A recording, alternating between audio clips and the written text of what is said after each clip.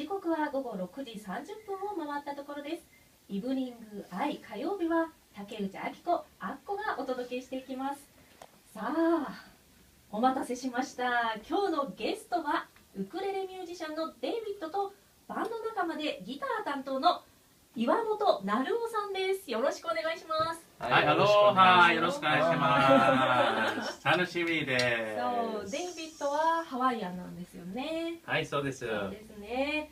そして岩本さんは何人ですか？ジャパニーズです。イエーイ、ジャパニーズです。さあ、お二人でいつもね、いろんなイベントに出られてて、その他にもプラの人たちがいたりとか、ね、子供さんが一緒に出たりとか、そんな感じでされているということなんですが、お二人は先日のイオンモール木曽川で一宮市国際交流イベントのフレンドシップフェスティバルにハワイ代表で出演されました。はい、楽しかったです。楽しかったですね。ありがとうございました。私も MC しましたし、ここにもね国際交流協会の方が、誘ってくれて誠にありがとうございました。今ね来ていただいてますけど、お二人ともお揃いのアロハをね、はい、何の葉っぱがついてるのかな。この葉っぱはね、葉っぱじゃなくて羽みたいね。レイは鳥の羽で作ったピンクのレイもね、今デイビッドがうちの親戚がこれ作ってくれて、すごい大事にしてます。そう、すごく素敵なね、いでたちのお二人で来ていただいてますが、ありがとうございます。はい。お素敵ですね。ありがとうございます。素敵ですね。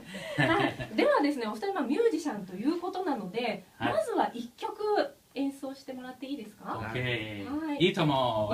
いいとも。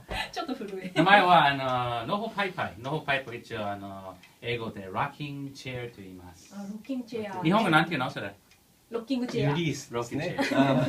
ユリース。オッケー。いいですか？はい、お願いします。ノホパイパイ。1、2、3。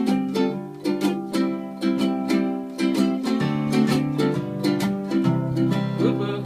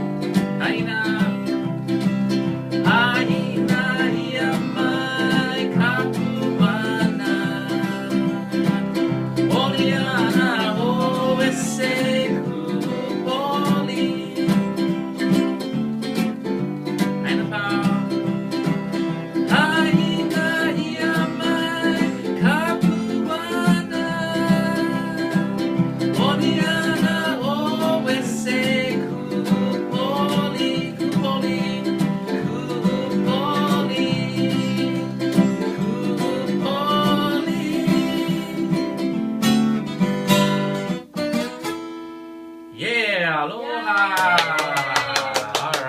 Alright ノホパイパイでした素敵。なんかハワイになった感じ。そうだね誰が踊ってくれたかな今のね聞きながらね